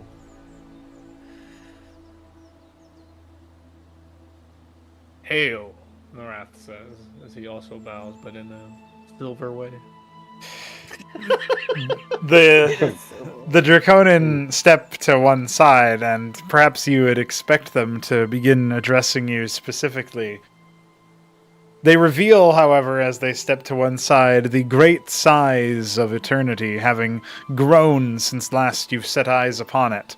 And as you examine it in such a way, it releases a short but sharp pulse of spectral energy. Its violet shades sparkling in the bedazzled egg. A deep voice from within you all, but one that you all undoubtedly know each other can hear, ruminates from deep inside you, as if coming from your own chest. "Hail, adventurers." The voice sounds impossibly old. Arath kneels. Dark's prostrates. Rose says out Hi. loud, is that how the dragon sounds?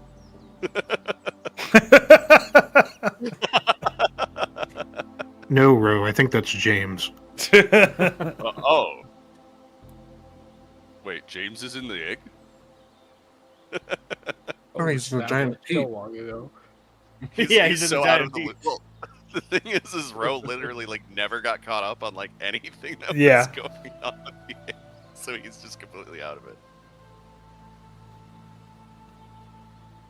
You need not kneel in my presence. Marissa sort of looks around like, good, I wasn't doing that anyway. Dark obeys, but he still looks like uncomfortable. Like as if like, should I? Okay, you say so. Arath rises in an oddly smooth motion for such an old thing. You have done well to secure my movement here. It will not be long until I am ready to be free of this curse. Akranon must not be allowed entry to this realm, yet its agents will attempt to allow it so. I see that you are here to thwart such an outcome.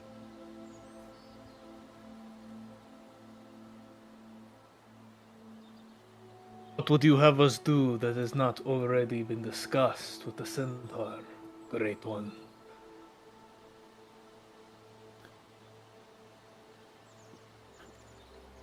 You have been discussing which allies to secure and which ones to stay behind. The answer to this is thus. Any chance you can take to win over the hearts or minds of one that may aid you in battle is a chance that must be taken. For there is a veritable legion of Akranon agents, some in ghastly forms and others ghastlier still for the disguises they bear. And they will be here. It is not a matter of if, but of when they emerge through their own gateways. Quantity is the quality you must seek.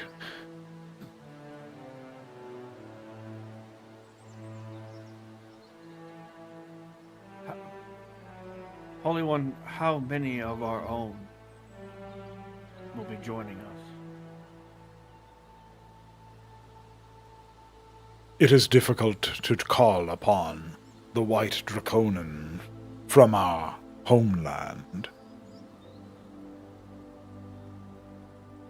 But, however, you may see some violet-scaled ones instead.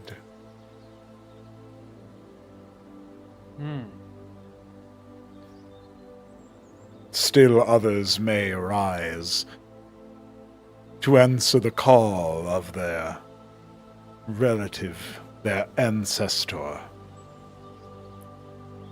be it of their scale or not. Dark Snods. So, diplomacy. That is the way forward. Spare former enemies, convince them to join us. Where it is possible, and where it is not, they must perish. Of course, Holy One. And it seems our greatest source of manpower would be the humans. It is they who populate Innerlands, and we already have connections with one of their noble houses, the Sazarins. Humans will be our most numerous ally and also our most numerous enemy. Vet them carefully. And then it seems to turn its spotlight, if you will, upon Ro, expectantly. I can think of one who I might be able to gain the assistance of. I have learned that there are Knoll slaves within the city. I'm sure that in exchange for their freedom, they would be willing to aid us, especially against the agents of Akranon.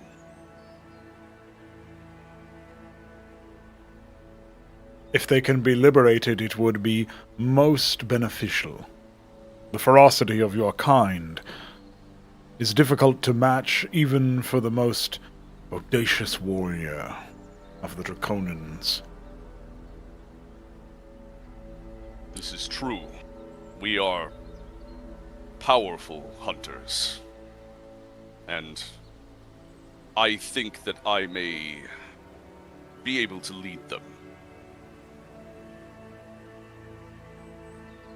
Raising an eyebrow, Narath will look to Marissa and say, would you know of how to enable this goal?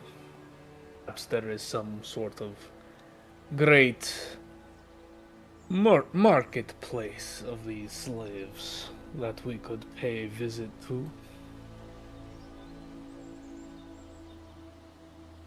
If the market square is not under the domain of the Crown Guard at the time, it should be as simple as traveling there with a missive or imperial decree and demanding that they are released. Escorting them will, of course, be its own challenge, but perhaps something that our resident Knoll can accomplish on his own. We have done right by the bearded ones. Perhaps they too would be willing to give us aid.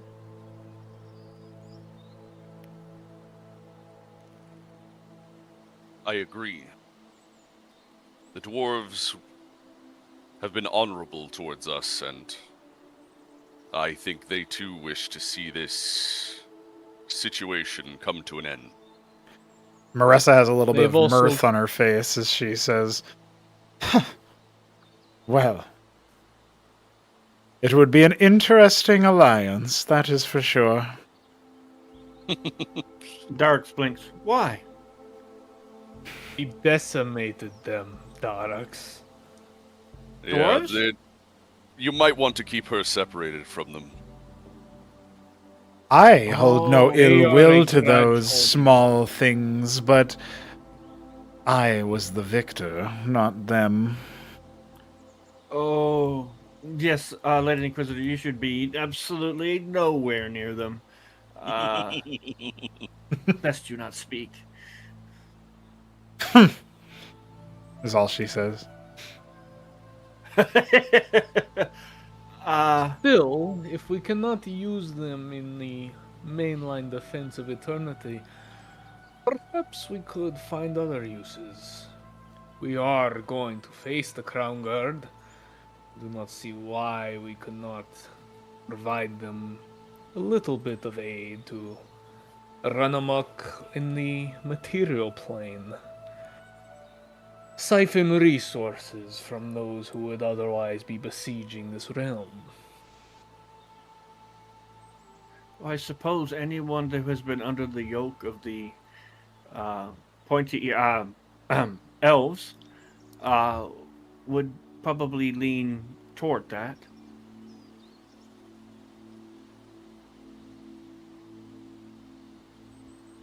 Isn't that the whole city, or much of the city? Remember, we're not here to purge the entire government, the entire governance system of Indolence. But if we can identify specific traitorous inquisitors, perhaps that we could provide a tip-off or two for the dwarves to act upon, is more my thinking. Oh, I see. This is where Eternity will pipe up and say, Remember that the craftiness of the dwarves is nearly unmatched. Their engineering could provide ample reinforcement. It may be that some of them will put old hatreds beside themselves, as I expect you all to do. Of course. The Wrath is an honorary white draconian, says Darks. Smiling. No wrath. Ow. For any who Careful assist who in you the choose hatching your help. of a verifiable dragon, you may find yourselves honorary violet draconin.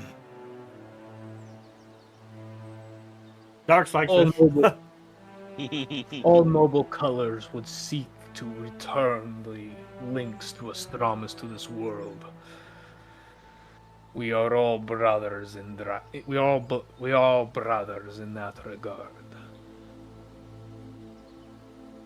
Even the ignoble colors may align themselves with us.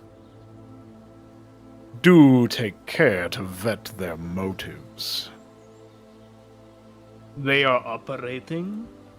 I was not aware of any other Draconin other than ourselves and the misbegotten blue that we came across. He's thinking of the blue one. There was that blue Draconin. I never really found out his deal. Yeah, but blue's a noble color, or kind of noble.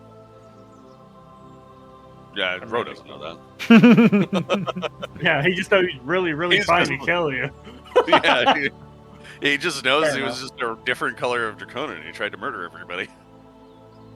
I mean, that's pretty ignoble.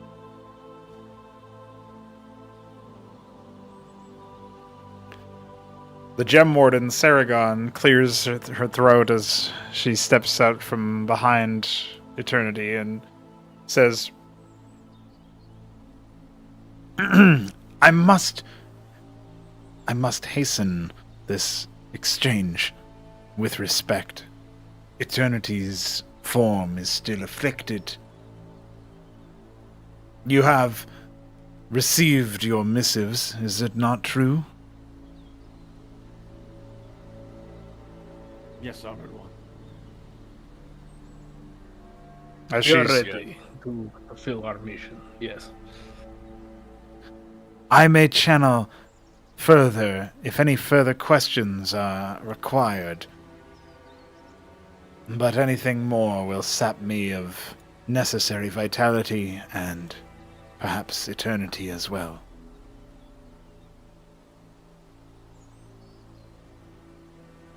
Anyone got any questions? Dark looks around. I have many questions, mutters Marissa, but they can wait until I return. Then let us be off. We have much work to do. Dark spouse.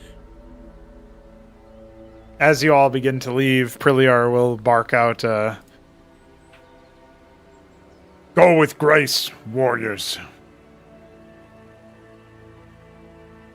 And with honor. Says Dark. Oh, Dark. Let's have a. Whew! After he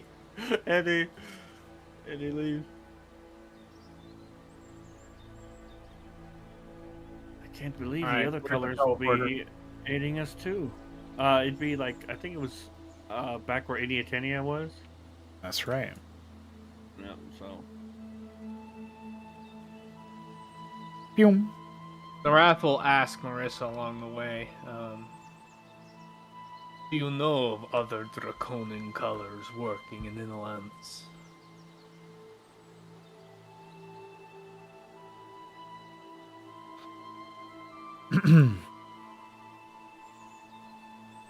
We had sighted 2 black draconin and several ruby draconin, the last we heard from any watching for the subject.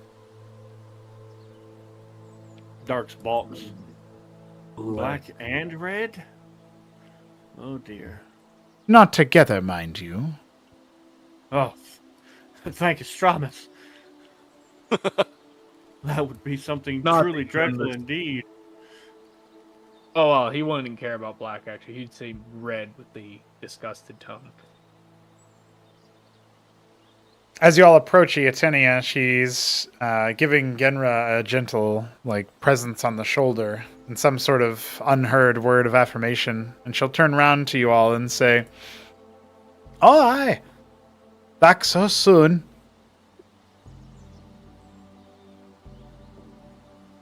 Yes, Lady Atenea. We are ready. You can't write that in the chat. That's not allowed. Yeah, Lucy's playing real close to the band feature there. Well, Next time, why write does he that have in the black Thieves' and red? Code so no one can read it. Yeah, right. That in these games. Oh man.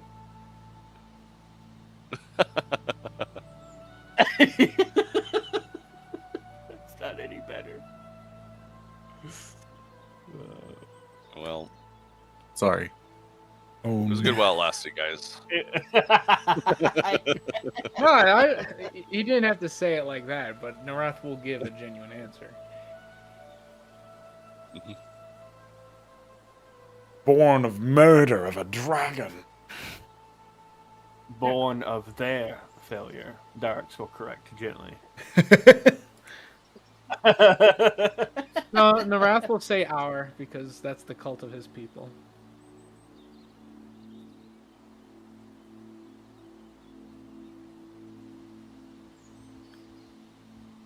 So while you all are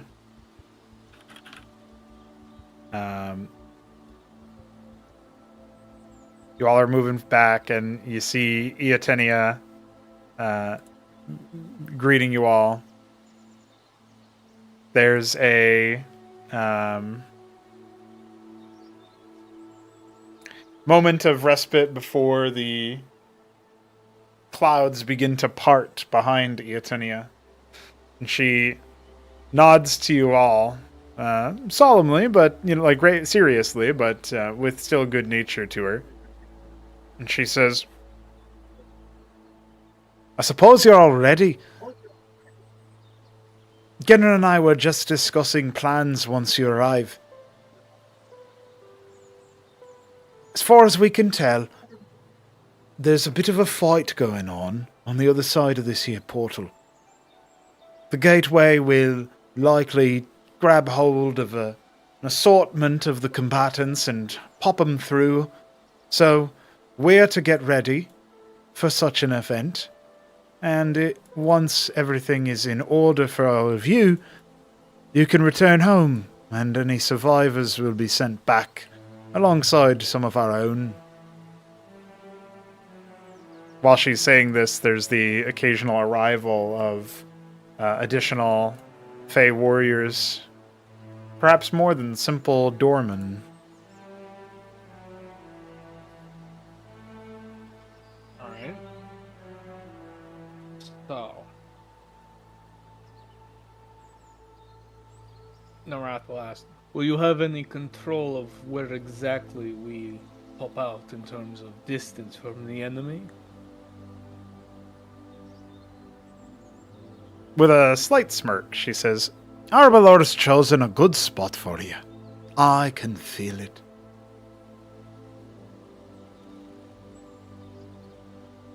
Then I am ready.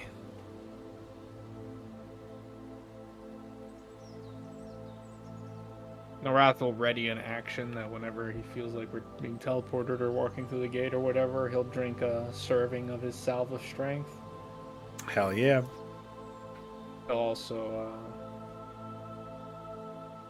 I don't know. Do I want to inspire Blink? How would I even inspire Blink right now? Which Blink? This is very important information. Blink gets sensed through the portal when you guys return, like he swaps back. He will also offer a serving of the salve to Blink, and then he will say, you are deadly as it is, but it's always interesting to see just how deadly you get with each battle. And if he drinks that, he will be inspired, and I will use my inspiring whatever right when we get teleported. Yeah. So that he can get right into the combat with advantage. Dude, auto advantage? And have +2 to strength for some reason. Looking at the drink that's offered by Narath, Blink will say, we've had our differences, and this drink will be one of them. I do not accept this, but I do plan to show you just how much deadlier I've gotten. I am ready, Eotenia. Are you inspired? He's inspired to be deadly, so I guess so, yeah. There you go. He basically just promised you to fuck shit You've up. been inspired. I feel like I have to be inspired. Yeah, you have to. I spent money on them. I spent hours of rest. I spent money on them. So, Ro is gonna say to Eotenia, he's gonna say, Eotenia, you are wise, yes? Some would say that.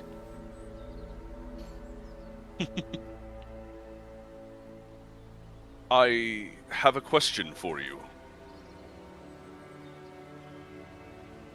She looks at you expectantly.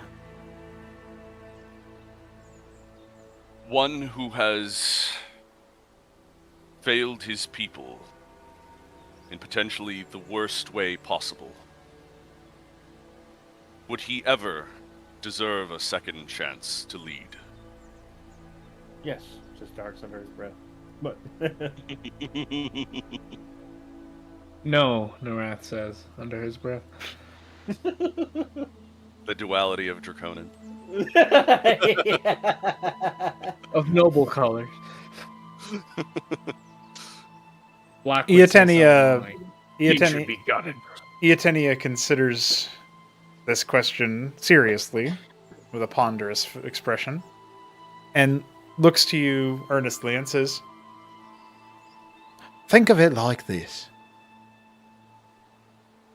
One failure is just one failure. But to do something for your kind, that is an opportunity for success, for virtue, to be on display. And to not do something for your kind, out of deference to a past failure, might be considered by some to be a second failure. So which will it be, Ro? Shall you perchance fail in an attempt of virtue? Or shall you fail by default, by not even trying? Ro has an actual pained expression on his face in this response, but then looks to Iatenia again and says, "It seems you are indeed wise. You are right, of course. To turn away from such an opportunity would to simply admit failure before even trying."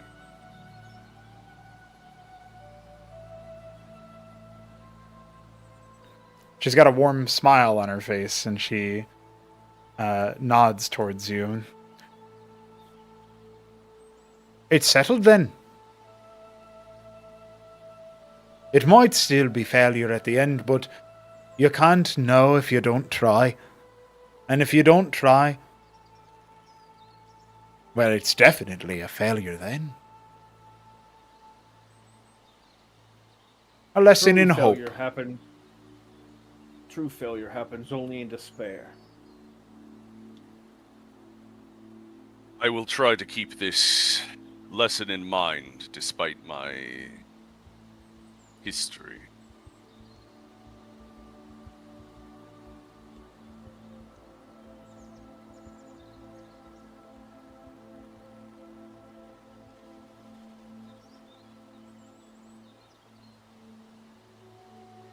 I am ready.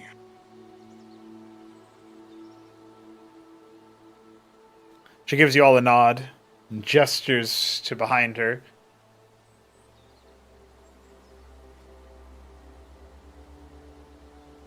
Arbelor is ready for you.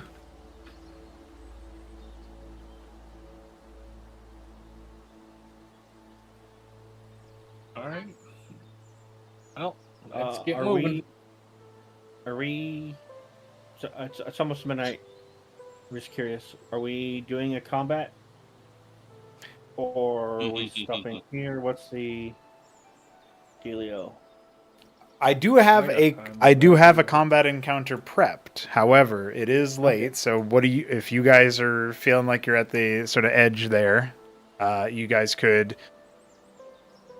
Like, we could maybe do the next half hour of whatever's there, but it is. I will warn you guys up front. This is. You guys are going up. I mean, they already explained it, and part of what Genra is going to tell you as you all transport in the first place is that there is much activity in this area. This is likely going to be a pretty lengthy combat. So we could open with the momentum of that going into the next session, which would be fine. But this is likely, like, whatever you do in this session will not conclude the combat. So it's up to you guys what you think initially. Yeah, I don't know, I'm ready to go. Not go from the session, but I'm ready to kill some assholes. I don't think I could. Definitely, I couldn't make it through the whole combat session. Well, he just said that we wouldn't finish at the beginning. No, I know, but yeah, I'm fine with the next half hour.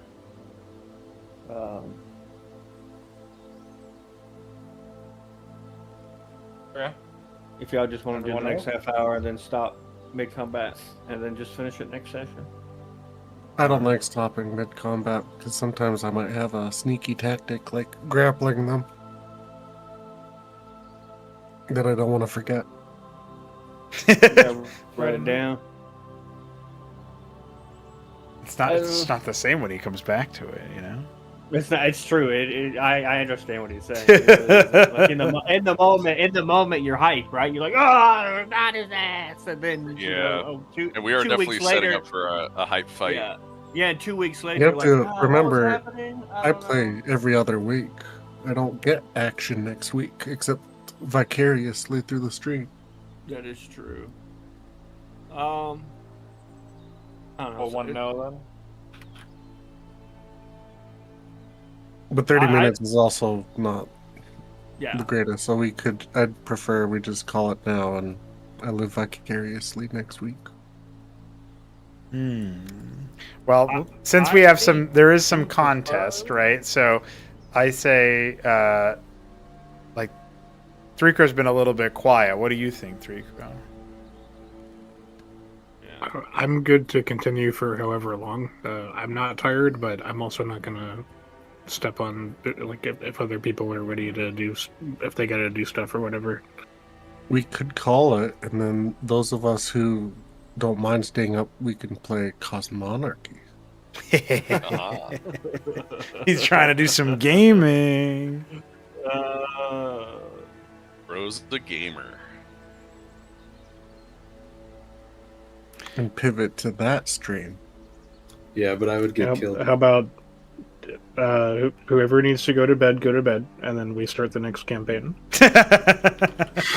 yeah, half hour campaign. That's it. Let's do this. We're doing a one shot. It's half hour long. session 0. Half hour character creation, dude.